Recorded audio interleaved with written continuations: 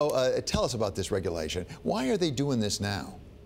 Well, they're doing it now because regulations take a long time, honestly, and because the guy who runs the CFPB, Richard Cordray, the former Democratic Ohio Attorney General, is, kind of on a mission. And he is not going to be deterred by the Trump administration, even though they would love to get rid of him. So we'll get to that in a second. What it does, very simply, is it says banks, anybody who's regulated by this agency, cannot simply say our customers have to deal with us in private arbitration if they don't like if something goes wrong, if they feel like they've gotten burned by a banker or so on, that they have the right to bring a class action lawsuit.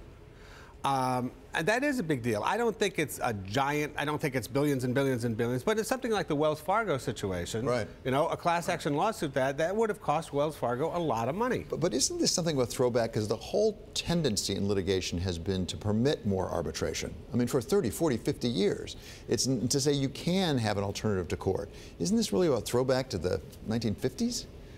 It's more a throwback to the 1980s, I would say, when class action suits really hit their heights.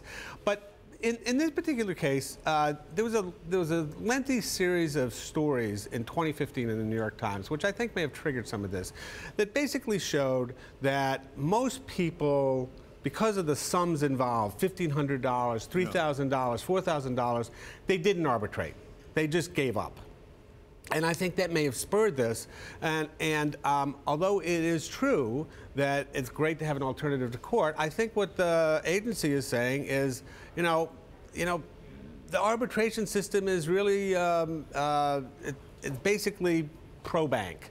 And the customer really doesn't have a good shot at it. So take us into politics here. This is the CFPB is Elizabeth Warren's baby. Right. She really likes things like this a lot. She'd be very much in favor of this regulation. The administration's come in with at least being dubious about the very existence of the CFPB. Absolutely true. So how does this play out in Washington? Right. So you got to remember that this is an agency that was created out of Dodd-Frank. And the whole thrust in Washington is to pare back, if not get rid of, much of Dodd-Frank. In addition, you have this guy running it, Richard Cordray, who Trump can't fire. He's in there for at least another year. It's not a kind of agency where it's a five-person, commission. It's one guy, and he is just hell-bent on getting as much through as he can in the next year, and he's not going to let them, he's not going to resign or anything like that.